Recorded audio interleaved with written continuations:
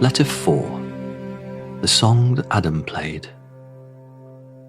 20 years, one song, everything that came flooding back. There was a pub venue in Nottingham called Junction 7. If you knew it, you knew it. A proper live music venue, the kind that smells of history and amplifiers and the particular energy of a room that's heard 1,000 bands on 1,000 nights. In 2005, we played our last gig there. Me, Adam, and the rest of the band. I knew it, but I hadn't really acknowledged it was the last one at the time. You rarely do. Not long after that, my first child was born. And music, quietly, gradually, without any single moment of decision, moved from the centre of my life to the edges. This is not about blame. Having children has been one of the most rewarding experiences of my life. But it is about acknowledging the reality. That was 20 years ago. Guildford. Adam and I had stayed in touch over the years, the way you do with people who matter, in the loose, intermittent way that life allows. We'd seen each other on occasion, but we hadn't played together. Not properly, not the way we used to. A few weeks ago, I drove to Guildford to see him.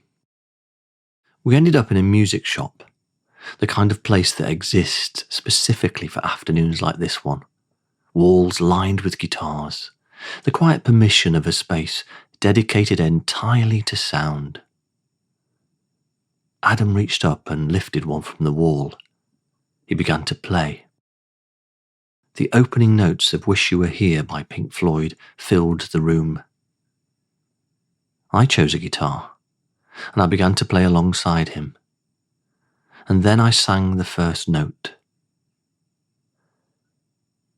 Every single drop of joy I had ever felt performing came flooding back in that instant. Not gradually, not as a slow return, all of it at once, immediate and complete, as if it had been simply waiting somewhere, entirely intact, for 20 years. We played for a while, songs we hadn't touched for years, songs we both knew so well our hands remembered them before our minds did. At some point, it stopped being two people catching up and became something else entirely. Two musicians rediscovering something they both had, in their own ways, quietly mourned. On the drive home, I felt fulfilled in a way I hadn't felt for years.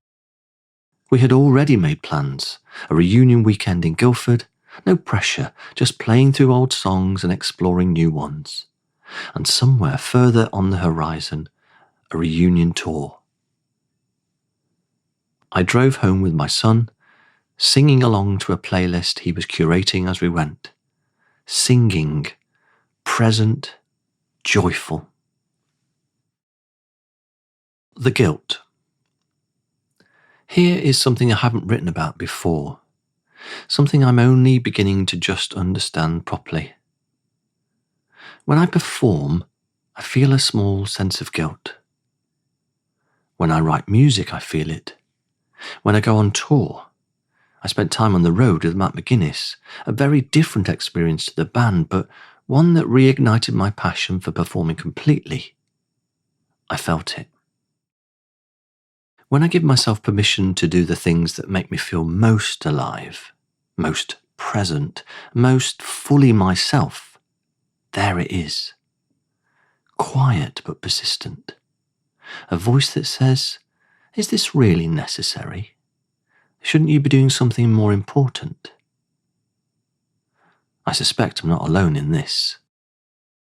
I think many of us carry a version of this guilt. The painter who stopped painting when the children arrived. The writer who told themselves they'd get back to it when work calmed down. The musician who filed the guitar away in the spare room and left it there for 20 years. We made the sensible choices.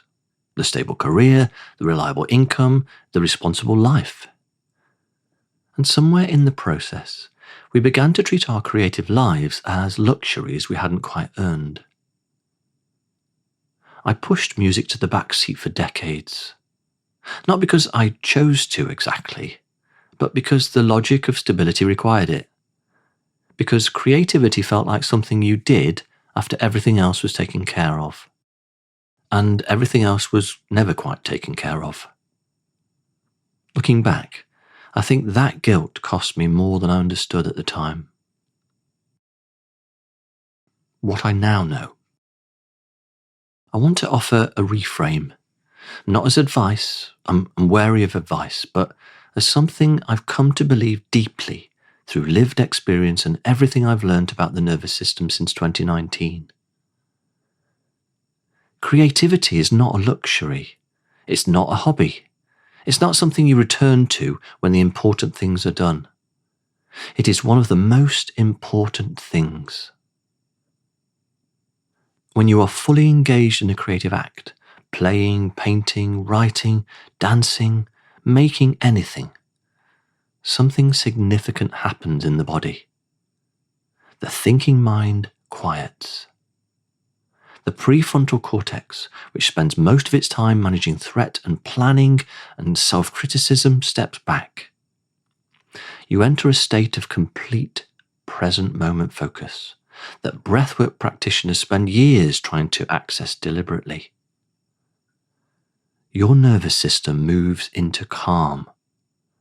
Not the forced calm of controlled breathing, though that works too, but the effortless calm of being entirely absorbed in something you love. This is not a metaphor, this is physiology. Creative expression reduces cortisol. It activates the parasympathetic nervous system, the rest and repair state. It's been linked to reduced inflammation, improved immune function, and significantly better mental health outcomes. The research on flow states, the physiological term for that complete absorption in a creative act, consistently shows the same thing. The body in flow is a body in a state of profound regulation. In other words, when Adam played the opening notes of Wish You Were Here, and something unlocked in me, that wasn't just joy. That was my nervous system remembering what balance feels like.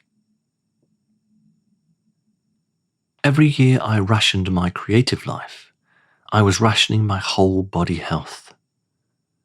And the guilt wasn't just emotionally costly, it was physiologically costly. And it was based on the false premise that creativity is separate from health, from productivity, and from the serious business of living a full life. It isn't separate, it is central. Why Adam chose that song?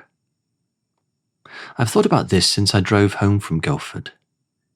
Wish You Were Here is a song about absence, about longing for something or someone that isn't there. Adam chose it instinctively, I think. A song we both knew well, a song that felt like familiar ground after 20 years away. He wasn't making a statement. But I find it hard now not to hear something else in it. Two musicians in a shop, 20 years on, playing a song about longing for what's being absent. Perhaps the choice wasn't entirely subconscious. Perhaps the song knew something we were only beginning to understand. What's the thing you've been telling yourself you'll get back to one day? The painting? The writing? The instrument gathering dust in the corner of the room? The creative life you filed away under later and haven't quite returned to? Maybe today is that day. Until next week, Neil. Next week, I want to talk about what 32 years in education showed me about creativity, young people, and what I believe we're getting profoundly wrong. The two are more connected than you might think.